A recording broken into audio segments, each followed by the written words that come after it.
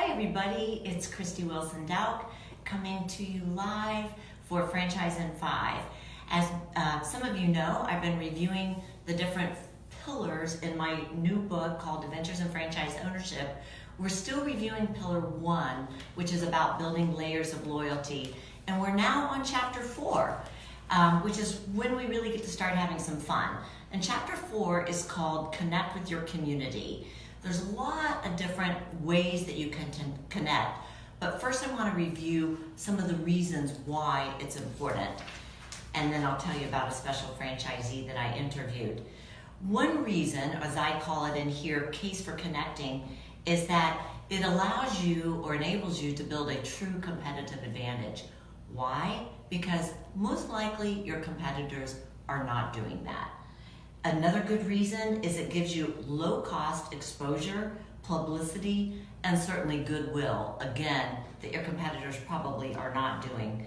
In addition, you earn deeper respect and loyalty from your clients, your staff, and others that are stakeholders in your business.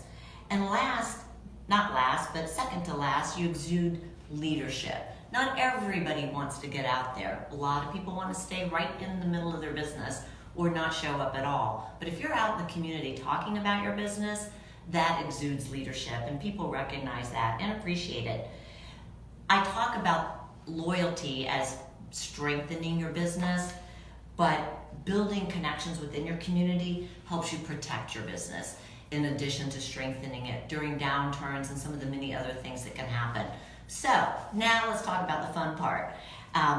What I refer to as building your outreach strategically, it needs to be adapted for what suits you and what fits your business's needs. But one of the things I want you to think about with regard to strategically is that if you can align yourself with something that makes sense for your specific segment, then I recommend doing that. I, for example, was a board member for the local public television station and an institution that helped fund children that were on the poverty end of the finance scale. So two boards, both connected with families. So the first thing I say is to consider becoming a board member for a nonprofit. It's easy, it's low cost, and they usually feed you while you're there.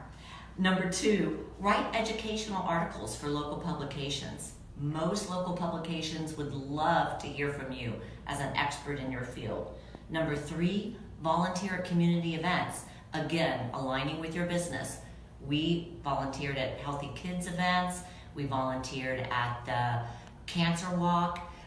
We volunteered at other community events like movie nights. We were out there, we were among the community, people noticed.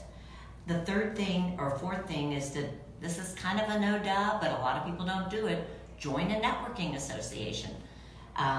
And volunteer as a speaker. Always people are looking for volunteers to speak, and you don't have to be a professional to do that.